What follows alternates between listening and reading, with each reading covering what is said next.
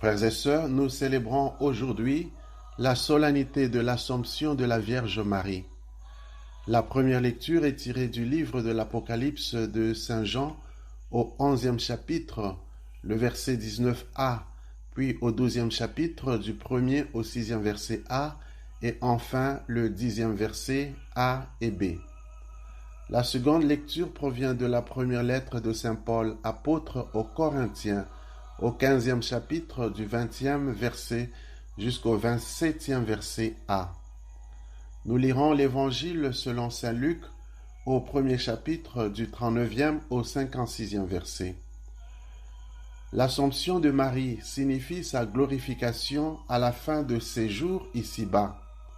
En effet, l'Église enseigne que Marie est déjà glorifiée dans son corps, anticipant ainsi la glorification qui nous attend tous à la fin des temps.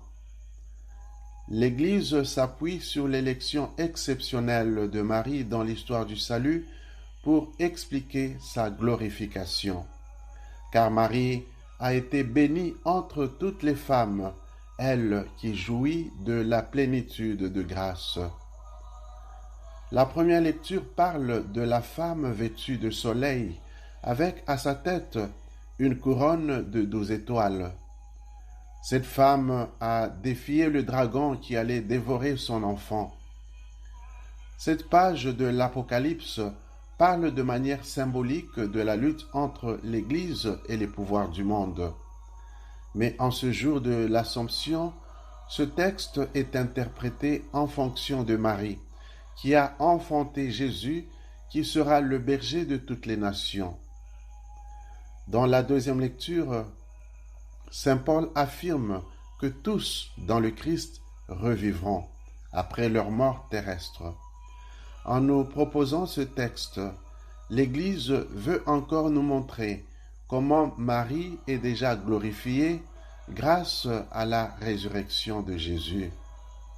En cette solennité, l'Église nous propose l'évangile de la visitation de Marie à Élisabeth.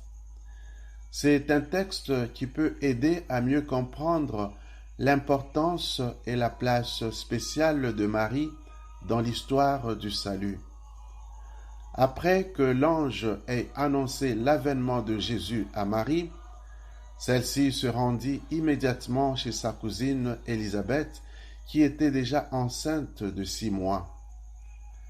À la salutation de Marie, Élisabeth fut remplie de l'Esprit Saint. En effet, l'Esprit Saint était déjà descendu sur Marie lorsque l'ange lui était apparu. La Pentecôte avait eu lieu chez Marie de manière anticipative avant même la naissance de Jésus, celui qui devra envoyer l'Esprit après son ascension.